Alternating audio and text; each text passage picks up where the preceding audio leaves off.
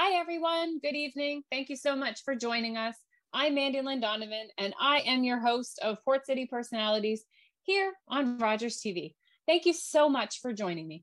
I'm really excited about tonight's guest, who you guys know as our 66th Mayor of St. John, New Brunswick, Mel Norton. Mel's going to be talking about what it was like when he was in office. He's going to touch on mental health, talk about some of the issues that him and his team was able to kibosh and to be able to work through.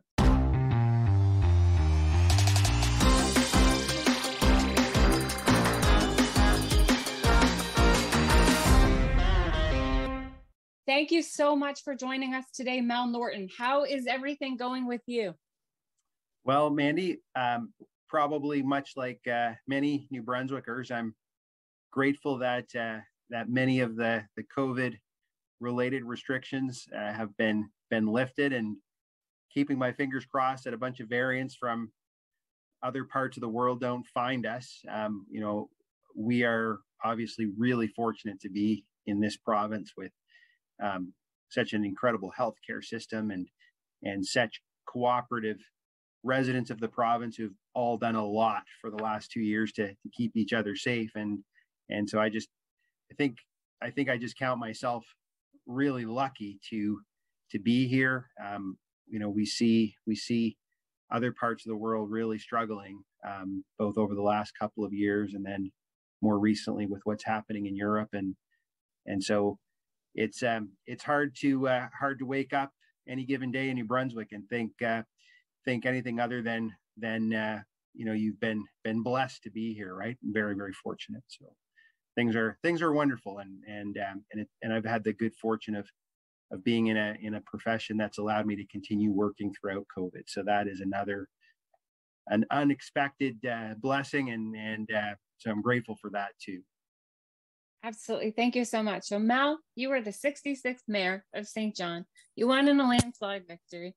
Talk to me a little bit about what, I guess we can start from what it was like being mayor. Let's talk about that first. Could you imagine being mayor now with the pandemic? Well, a tip of the hat to Mayor Reardon and Mayor Darling, who went through the pandemic, and I was in the cheap seats watching that unfold and could only imagine. First there was the pressure that both of them actually had to have a longer term than what they initially probably signed up for, especially in the case of Mayor Darling. And then on top of that, all of your plans and all of the things that you ran on, all of the things that you went to the citizens with and presented as your vision for the city, all had to take a back seat to, well, we have to deal with the reality of COVID-19. And so they are, it's hard to express enough appreciation for people who are in those leadership positions. And especially in times like that, when they've got so much on their plate apart from the daily administration. And so my time in office, it had its own challenges for sure, but I did not have a pandemic to deal with, so I was fortunate that way. That's absolutely fair, and it's funny you said that. I was interviewing Blaine Higgs last month, and that was one of the things that he called out was he said, you didn't know going in that this would be your whole vision pretty much has to change. It goes from damage control. What can I do to be able to look at the situation now, but continually work on the plan that I had at hand. So, but basically just kind of touching on how your vision changed for COVID, because I know that with speaking to a lot of entertainers, comedians, everybody talks about the booking and then the rebooking of something, the canceling and redoing something again. Talk me through that. What's that been like for you? Well, one of the things that I've had the really good fortune of doing over the last few years is serving on the board of the Imperial Theatre. And you talk about booking and rebooking, and we went through this process of the Imperial Theatre, this gem of our culture and heritage in St. John, and it's kind of the hub of performing arts. And it only operates when people are in the building, and you don't just want a few people, you want packed houses, right? Everybody wants a full house. And so we went through this period of no artists, no shows, dark stages, night after night, month after month. And the only thing I can say that probably in the context of that really came through was how important the government programs were to, in this case, performing arts. Because of those government programs, because of wage subsidies, we were able to keep people employed that otherwise would have been unemployed for probably months.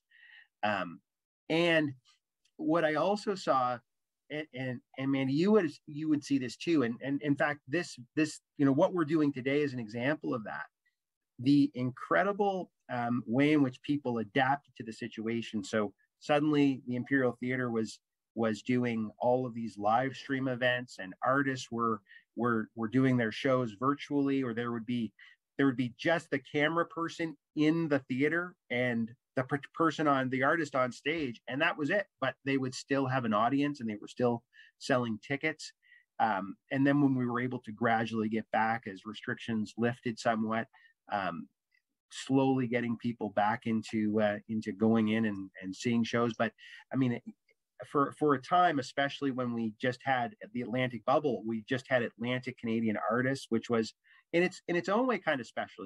That's something that we probably we overlook in New Brunswick. We're kind of modest as Canadians generally, and I think specifically as New Brunswickers, we're overly modest about the talent and the caliber of people we have.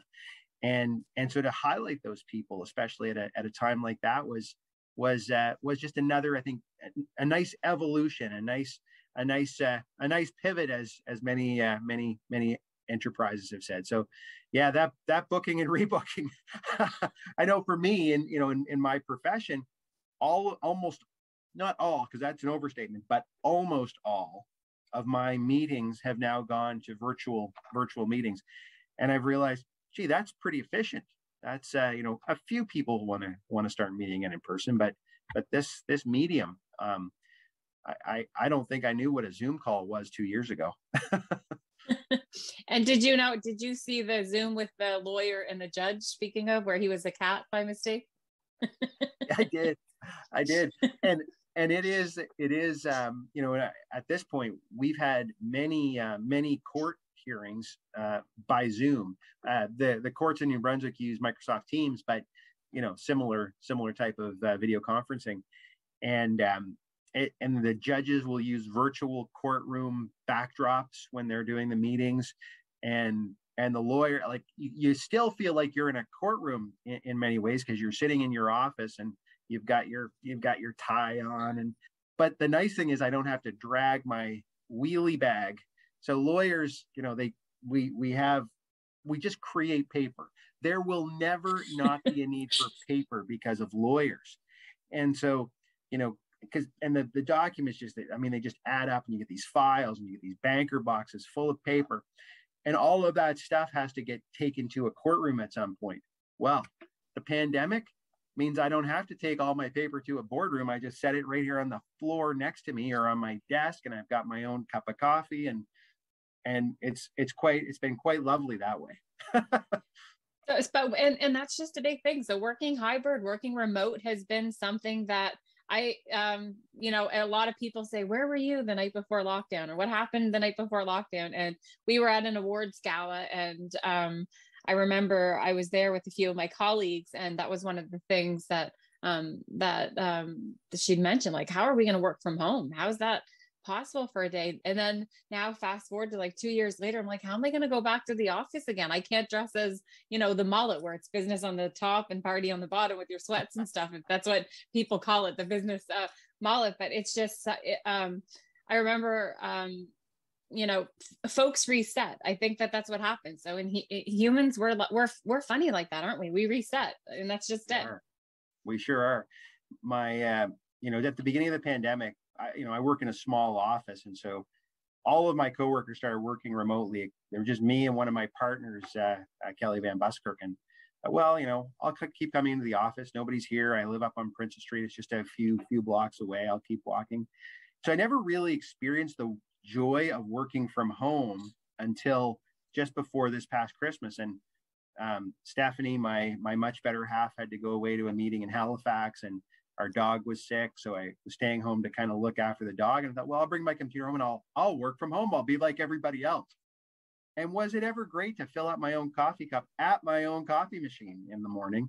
And so then that prompted me to buy an IKEA desk, and now I've got a little space set up at home. But no, it has drawbacks, because there's the social part that's so fun, right, about the workplace, and seeing people at the water cooler. And today one of my coworkers brought in a bunch of Girl Guide cookies. So that's something that you miss out on when you're not in person. You miss out on those fun moments.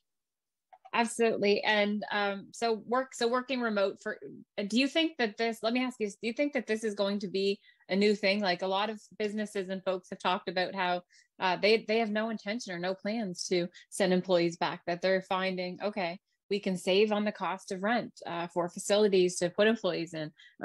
But then on the other hand, folks that we talked to, and we did have, we interviewed Angela Campbell a few weeks ago, and that's one of the things that she talked about was the booking and rebooking, as well as Julie from Punchlines, and just other folks, is that I think that this might be a segue into kind of a new thing for businesses to look at hybrid work and to work at working remotely, and what does that look like? What does that model look like for folks? Yeah, I think you're right, Mandy. A couple of contexts that I've seen it from. I've had the good fortune of serving on the WorkSafe board, and so WorkSafe New Brunswick employs people all across the province. And before the pandemic, we had bricks and mortar offices across the province. But what we found is we can deliver the same service to injured workers using iPads and computer screens. And in some ways, the results have been better. And so we're looking at, not renewing a number of the leases that we've had across the province.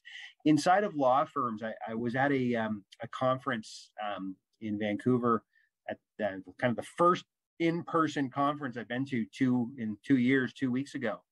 And it was a conference with our affiliated law firms in Canada. So our firm is part of a national network of law firms. And we were talking about this very issue. And so we had firms there from Quebec and Ontario and the Prairies and other provinces in Atlantic Canada. And more or less the consensus was that, at least among lawyers, we were going to, as firms, adapt so that we have sort of a flexible model. So not entirely virtual, but flexibility for, a couple days a week of remote working or working where you need to.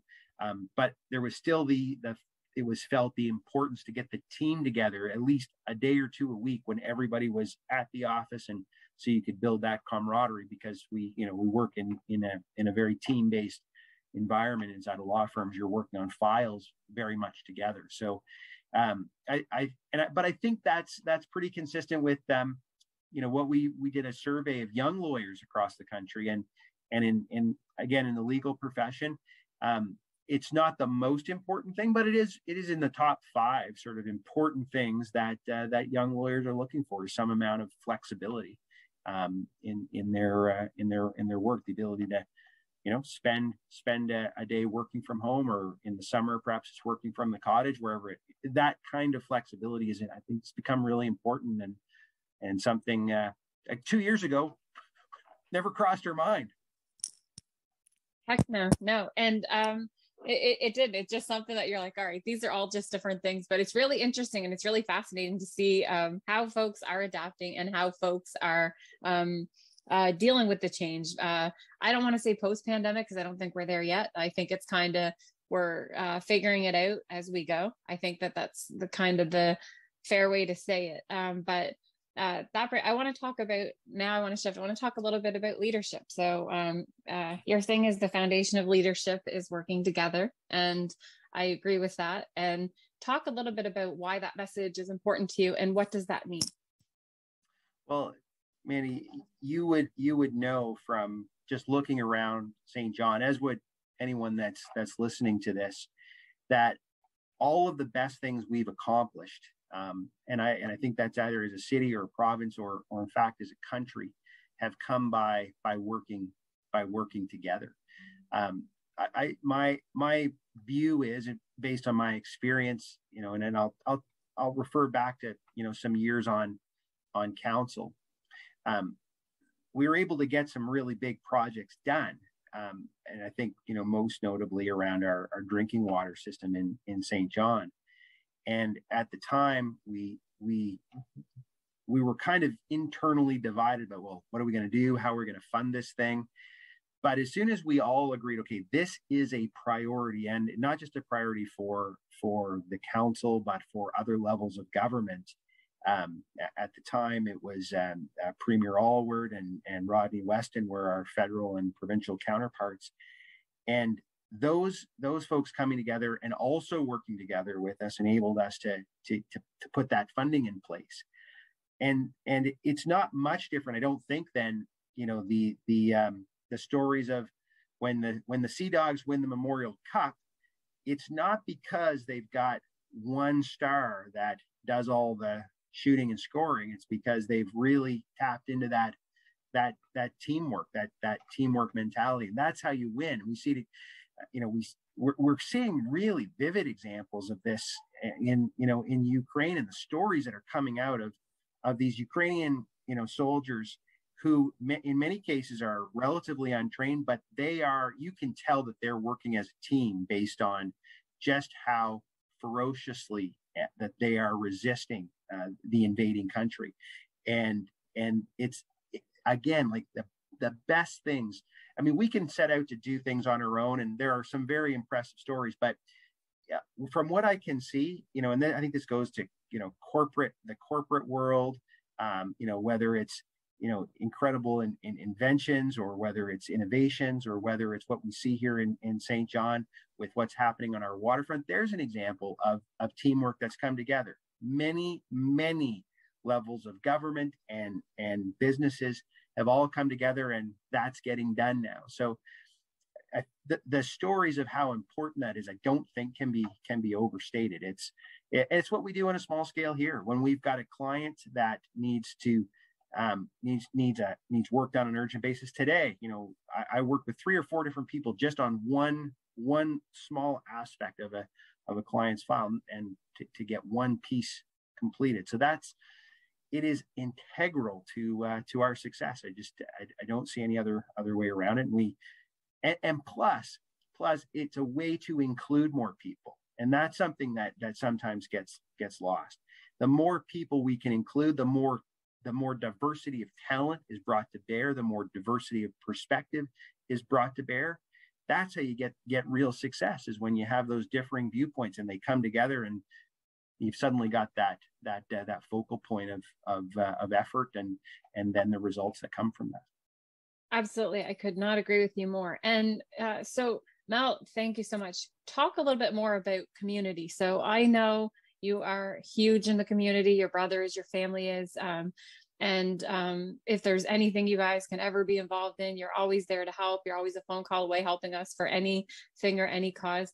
Is that something that's always been, would you say, like a part of you, or is that something that has been instilled in you, like being community oriented? Well, I blame my mother and father for all of this. So my mom and dad, and many people would know this story. So my dad is a Wesleyan minister by profession. He pastored the Wesleyan Church on the Boar's Head Road for a long, long time. My mom was kind of his unpaid, church assistant for many of those years. At that time, the minister's wife kind of got recruited into doing everything. But what I observed was this spirit of service, and this goes, extends not just in churches, but that spirit of service, from what I can see, is just ingrained into St. John. I mean, we think about, like, before this interview started, we were talking a little bit with Jason and the empty stocking fund. Like, that is pure service by people in this community. Think about when there's a fire in an apartment building in St. John, and what the community does to come around those people. Look at what even, I looked at during the pandemic at what people were doing to support those that needed food at Romero House, and they were taking in gift certificates and food and constantly supporting that effort. That, I think, that is maybe in the air, in the water of St. John. St. John is, it is very much like a family. You can pick on each other in the city, but heaven forbid an outsider pick on us, right? That's when it gets and what a wonderful place to be in, and to have that sense of family, surrounded by in your own community. That's, I think, a rare thing. And I suppose it comes from all of those influences. And so I've had the really good fortune of having wonderful parents who I think did set that example of being invested in your community and supporting your community. And I think we who are fortunate enough to be here whenever we can, we should do as much as we can for others. I think that's just something that as good citizens, if nothing more. And I suppose that's gotten instilled in me and many others through our school system. I think of, one of my high school teachers was Barry Ogden, and what more of a community-minded person could you possibly find than Barry Ogden? Like, I recall him talking about, the Marco Polo at that time. This is in like 1990, roughly. And he was working on it at that point in time. So he's one of those community champions who, whether it's football, love Barry, right? Like me too, right? So love Barry. He coaches football with the Seawolves. He's now on council. He's run for provincial office. I saw him out about 2 weeks ago. Standing. He was standing at the corner of Main Street and Chesley Drive by the lights at 7:00 in the morning, and it was minus 15 or so, with a giant Ukrainian sign, like a sign painted like the Ukrainian flag with "I stand with Ukraine" on it. And there he was, like at 7:00 in the morning, minus 15, holding that. And he's the kind of example, and there are many other examples of these kind of people. So it's not about it. Definitely, it's none of that is my fault, Mandy. It's all because of the people in this city that we've had the good fortune of being around all these years. Yeah, it's a community. And actually, Mel, that's where the name for this show came from, Port City Personalities, because Jason and I think that we have our own unique, amazing personalities here in St. Awesome. And so Port City Personalities, that's what, and the minute that somebody says pull together for something, I remember this really nice lady with 2 children, she needed to start everything over fresh. And within a day and a half, we had her house all furnished. And I don't even know how still. I think back, we had it furnished. We even had groceries all ready for her. We had toys for the kids. And I'm like, how does everybody just you get all those great people around our community all the time, like right away, like the Chuck Teeds or the Mel Nortons, the Barry Ogdens, anybody that is in our community that is willing to jump on and say, how can I help? What do you need? And what's fascinating also is the amount of folks that don't have much to give. When I was in university, I did some of my internship, and I worked at the Romero House and one of my very first interviews with the folks working there, why do you do what you do? You like, these folks have full-time jobs themselves, and it's so amazing that you do this. Why do you do what you do? And it's look, I don't have much money at my job. I can barely get by, but it's I can give some hours here to help out a little bit. Like, it's the ways that folks find ways to be creative to help. It's so satisfying. It's incredible. Yeah. I mean, the other day this was on, I think, Friday. I was walking up Princess Street, and my neighbor, Judy Murphy, who is the executive director at Elizabeth Fry, was pulling out of her driveway. I'm like, "Hey, Judy," we chatted. I'm like, "Where are you off to?" You know, I think it was St. Patty's Day. It was that, yeah, like, "Are you off to a St. Patty's Day party?" And she's like, "No, I'm going to, there's a, like, just a small example, Andy. She was going to the bus station to pick up a woman who had just been released from the Miramichi Women's Correctional Center, and was going to be dropped off in St. John, had never been to St. John, was going to be dropped off at the bus station, wouldn't have a cent to her name. And Judy was going to pick her up and give her a drive over to make sure she had a place to stay for the night. Isn't that something? Like, just those little tiny examples, right, of people in their everyday life doing those really good things for others. And not even just those folks, even like our police. That's another great example. You get folks like Scott and Shanda that they have an idea that they're already doing so much in the community, and then Scott says, "I want to help the SPCA out more," you know, and then he starts and makes this great thing, and then he's like, people don't like spending Christmas with the cops, so maybe they'll like spend Christmas with the cops, you know, in this situation where it's to make money for a good cause. And then they do these great sold out events where they're bringing talent together. You're taking community and talent, and then you're taking our folks that are our frontline workers here in the city, and you're bringing everybody together for what's essentially a great night where you can forget about everything, forget about all the noise for a minute of everything that's going on, and then you have the opportunity to take in a show, and knowing the money that you're taking in is supporting your Imperial Theatre, that it's supporting the SPCA to be able to help with initiatives like that. But when you think about all of the folks that do these kind of things, all of like the untold heroes, really, because that's really what got me started in radio back in 2016 was what was on that. I always wanted to know why people did what they did. And I always thought to myself, you know, everybody has a really cool story. And then when you think about the homelessness that is everywhere, and you know, I remember stopping to help a gentleman about a month ago now, and getting him some stuff that he needed, dropping off some supplies. And then I talked to him about, you know, it was cold and stuff. And then I reached out to our police, and they said, yeah, they were already on it with him. They knew.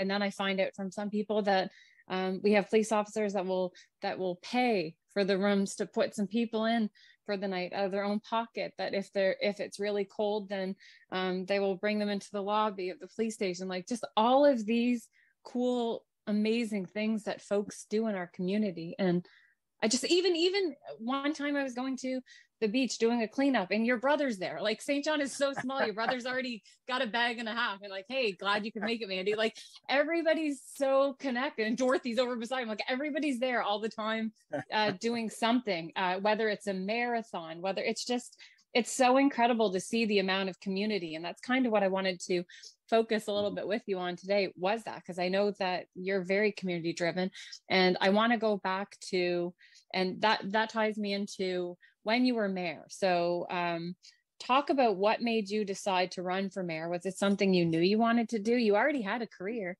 but you basically gave yourself two jobs. Yeah, I suppose that's true. It's something that I never imagined I'd have the privilege of doing. I can say that for sure.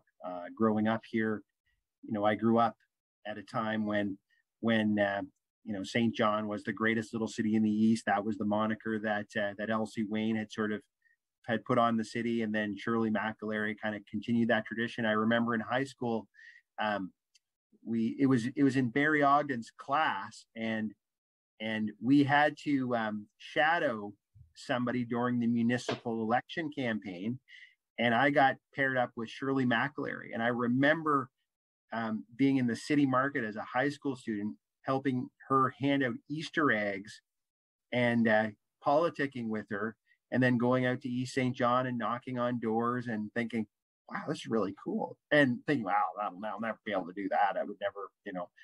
And then, you know, circumstances came along. I had the chance to offer for council, and then and I never would have thought of offering for mayor. It was not something that I had ever imagined being able to do or or having the opportunity to do. But one conversation at a time, I suppose. The decision was made, and it's something that obviously I had to make in close consultation with my wife and my law partners. Can I offer? Because you don't know the outcome of an election. They're uncertain, very uncertain. And I mean, Mandy, it's hard to put into words the privilege and sense of responsibility that a person has when you're elected into that role. And what I can say is this, that the first thing that would go through my mind in the morning when I would open my eyes is I had better get my feet on the floor, because there are thousands of people that have put their trust and confidence in me. And like, what a motivation in the morning to get rolling, get things done, and to have the chance to serve this city. I mean, there is no other privilege that in my mind that can compare to that, because this is just it's ultimately about the people. I mean, the history of St. John and its architecture, but the grittiness and determination of the people of this city to do what they have done with the place that we had the good fortune of landing. And we weren't the first ones here, but my goodness, we are so fortunate to be here. And so it's to have the chance to represent that history and legacy. Boy, it's tough. It's tough to put into words, Mandy. It really is tough to put into words. But it's something that not a day would go by that I don't think about how privileged I was to have been in that seat. And you're only there for a temporary time. You're just a caretaker. Nothing more than that. But a caretaker that in that role you feel a very heavy sense of responsibility, but equal privilege and intense pride. I mean, the pride that comes with sitting in that seat is very difficult to put words around. Yeah, I couldn't imagine. It would just be so much emotion, because there's the responsibility. That's just the key word, to know that everybody put their trust and faith in you to do the best job that you could do. And if at the end of your term you felt like you did that, then I'd say that's bonus. And there's so much more to it. Like, I guess I want to ask you segue a little bit into mental health. So we talk about that a lot. And I wanted to know your stance on mental health, and specifically with folks right now during pandemic, and how you'd like to weigh in on that. Well, Manny, I think like most people, and I wouldn't say everyone, but I think like most people, my family has been impacted by mental health. One of my nieces especially has had a lot of challenges, not just over the pandemic, but growing up generally. And she's off to university this coming year, and I'm extremely proud of the woman she's become, because she's had to go through a lot of struggles with her own mental health. What I've seen is, and I, I'm not in government, so I don't have all the information of what is going on, but it feels to me like we do need to do more as a country. I heard over the weekend that there was, even just this weekend, somebody at the Reversing Falls Bridge, and I don't know the details, but apparently there was something tragic that happened there.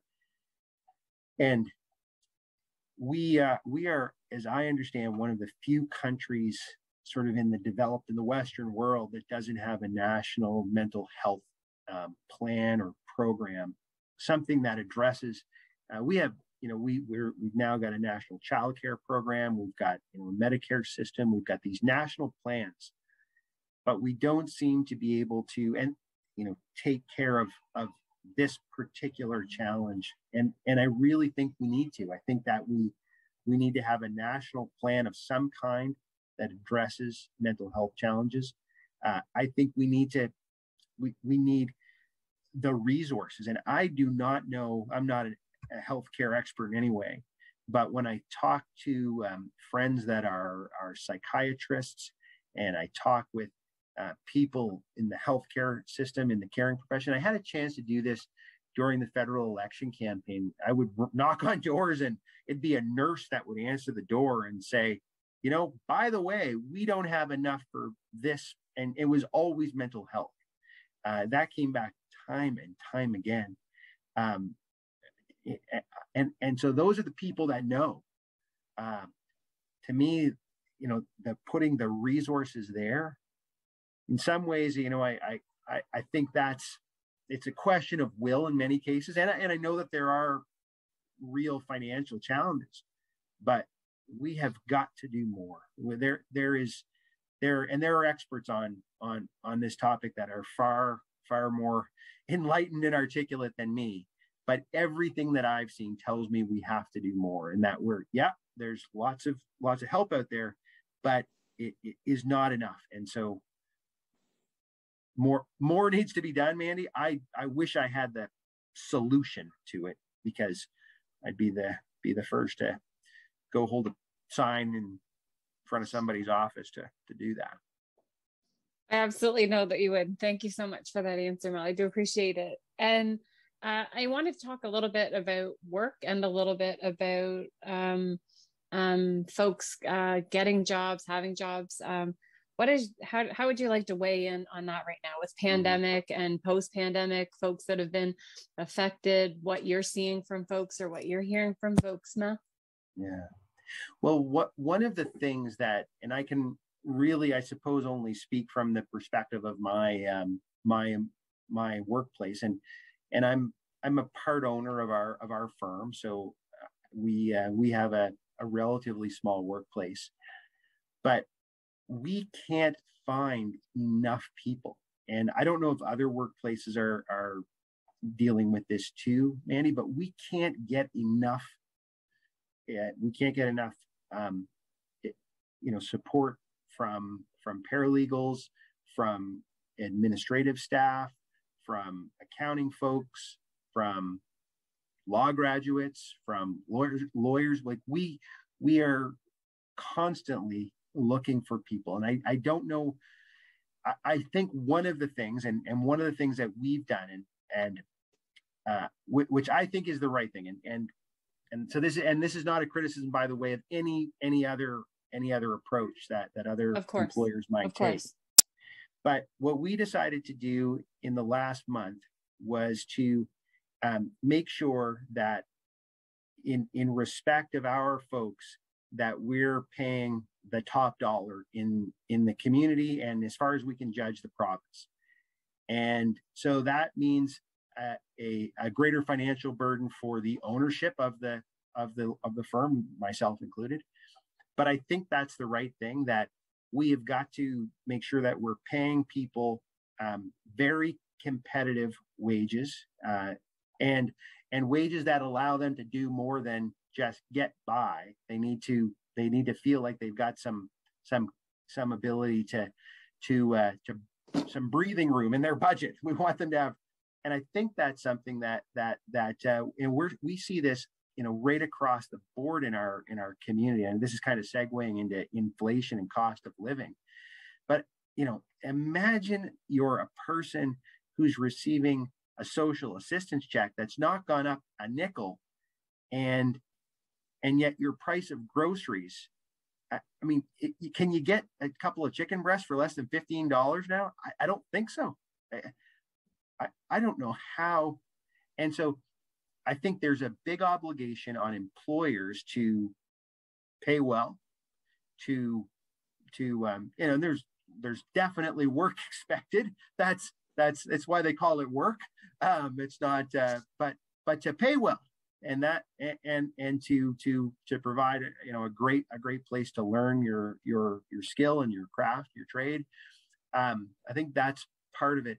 I think, this shift to having virtual ability to work, I think that is a godsend for employers and for employees, because it allows folks that may have had difficulty. I think of some of the rural parts of our province, just down Charlotte County, like how difficult it must be to get transportation out of the city on a consistent basis if you don't have a car. Well, virtual remote working allows a person in that situation to work for an employer in the city where they can do remote working. So I think in that way, the pandemic's been quite a it's been good for that innovation side of things in remote working. It's not been great for many other things, but that side of it. So I think we need more people here, and employers, to get more people here, I think, have to be willing to put up the cash that's necessary to pay people well, and pay them to have breathing room in their budgets, and the ability to make a life for themselves. And I don't think that's too much to ask. It's certainly the perspective that myself and my law partners took in our recent decision making. That's phenomenal. Thank you so much for that, Mel. And I guess I want to talk a little bit about during your term when you were mayor. I think you tackled things like pension plans and stable tax rates and clean drinking water, those kind of things. And I always like to ask this to anybody. Do you think that you were able to address all of the things that you wanted to address during your term as mayor? How did that end? So, Mandy, I it's right over there on the shelf, but I won't go get it.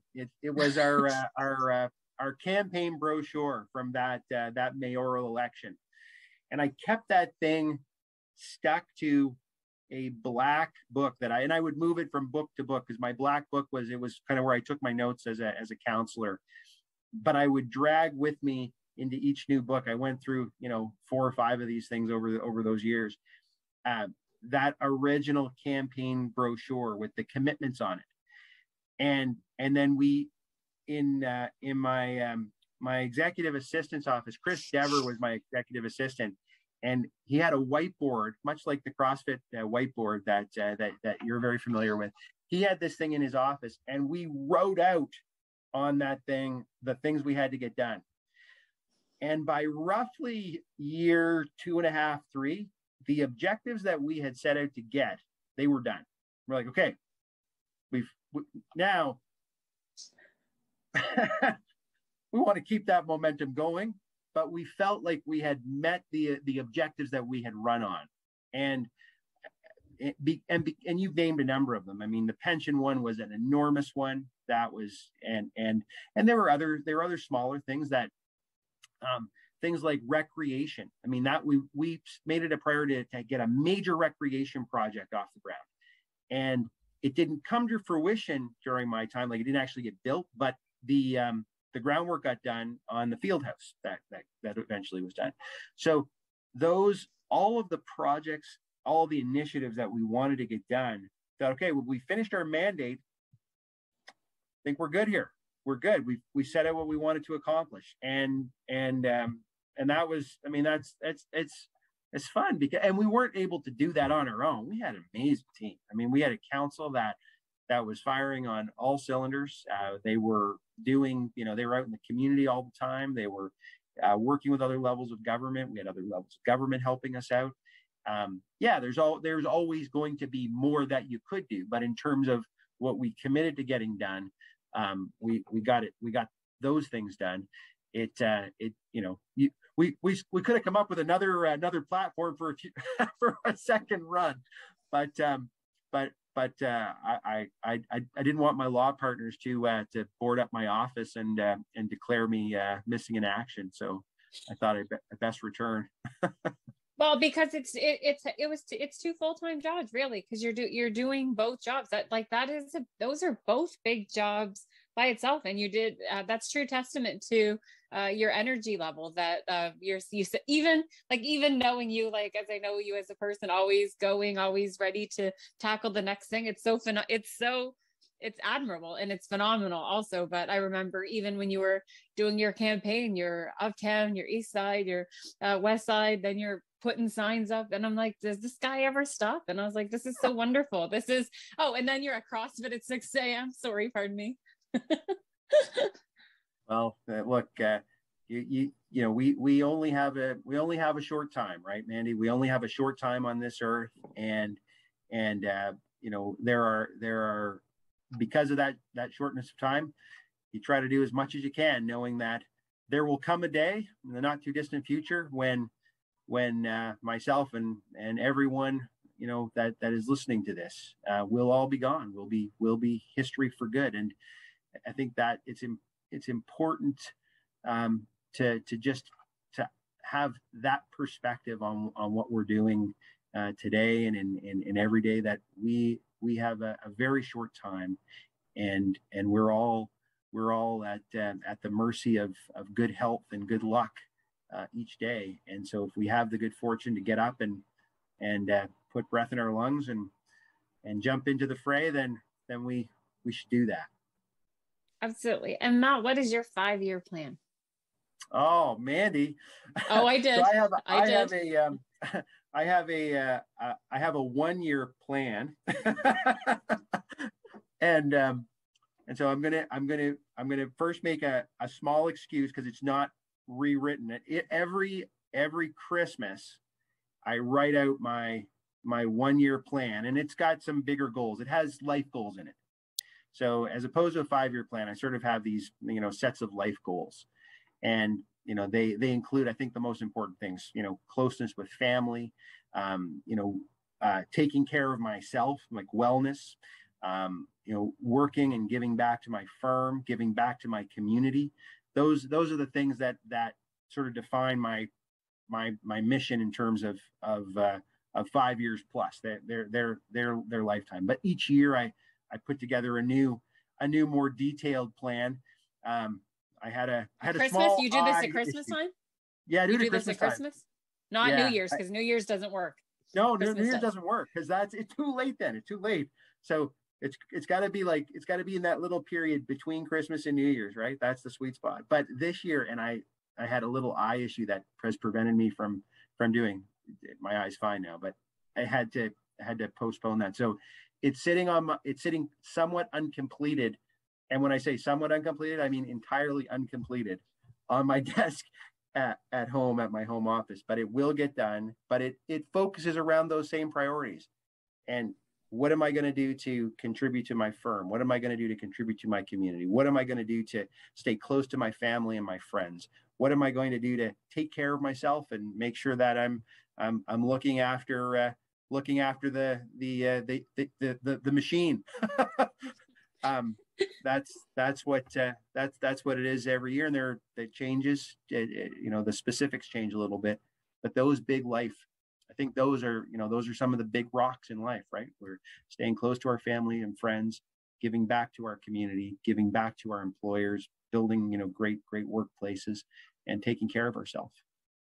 Absolutely. And you talked on something that I just want to bring up is, I talk to so many folks that say they're working harder, they're working more, they're not getting any downtime now, where they're 15 hours, 18-hour days as they weren't before, because so many folks that I talk to say we're working from home now, but we don't know when to shut it down. It's 10 at night, 11 at night. They have a few minutes, they get to it. But you just talked on something which is important. You said health and making sure that you're taking a minute for yourself. Why is that important to do? Like, if you have so much to do, isn't that selfish to take time for yourself? Well, I've heard it said that the real winners in life are the 90-year-olds, and right, like those are, if you've outlived everybody, you've kind of won, right? You've kind of won, and so if we don't take care of it, we're only going to be able to go as far as our physical bodies can take us, and our mental state can take us. And so taking care of those things that allow us to do our work and give back to our community, that's foundational. If we don't take care of that, then that crown that only the sick person can see, that's on the head of the well person, well, we'll lose that. very quickly. So taking care of that is sort of a first principle, and then we can do for others, and then we can do for our clients, or we can do for our customers, we can do for our community. All the things that bring us joy in those other places, they all rest on that foundation of wellness and health. Absolutely. And I think that everybody should be a little bit more selfish for themselves, taking a minute, like no matter what you do in a day. Where I remember there was a time where I would say yes to everything. And then there was a time where I found a hard time to say yes to something for myself. And this was, I don't know, about 3 years ago. And then I thought, well, I can say yes to as many things as I want, but what am I going to do for me in between there? Right. So where's that spot where you can say, and it can be anything. It doesn't have to be exercise. It can be an art class. It can be anything, but yoga class, whatever your whole thing is that you want to do, but that there's something that you have for you at the end of the day. Because look, at the end of the day, your husbands, your wives, your employers, your employees, we all, mayor, ex-mayor, we all have our own, we wear so many different hats. So taking a minute to a parent, taking a minute to do something for you where you can set time aside. For me, that's been what has helped me a lot, where I will take time and say, this hour is mine, and I don't do anything with that hour. Sometimes it's a complete waste of time sometimes, but that's okay, because that's my hour. Yes, absolutely, Mandy. And I have the good fortune of seeing your stories on Instagram and following your journey of wellness, and I think that's an example that doing that thing. And you're right, it doesn't have to be going to the gym. It can be those things that are for you, taking that time for you, that helps your mental well-being, that helps your focus, that helps your to clear the head, as some people say. Take a walk in Rockwood Park, those kinds of things. Spend some time with your dog. All of those things are that is if I heard the other day someone say, we forget that we're human beings, and we often end up being human doings, and we kind of fall into that trap. We're constantly doing, but remembering that we're not human doings, we're human beings. And I love that. Yeah, I heard that. That's good. Like, that's a good perspective, because I could easily fall into that trap. So just being. Thank you. And we have about 5 minutes left, so just a few more questions I have for you. What is something folks would be surprised to know about Mel Norton? Ooh, okay. So, Mandy, so let me first, say that most of me is available on tweets or Facebook or Instagram. So there's not a whole lot of surprises out there.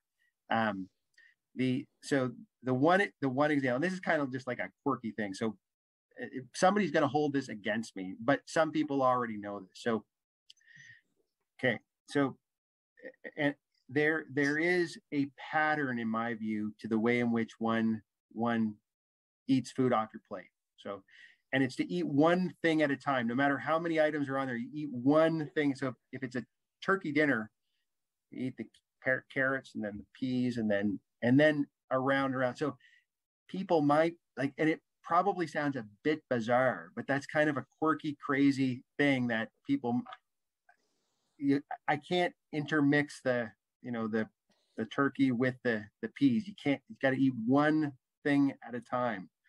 Yeah, you're the reason they invented dividers. Well, yes, we were exactly right.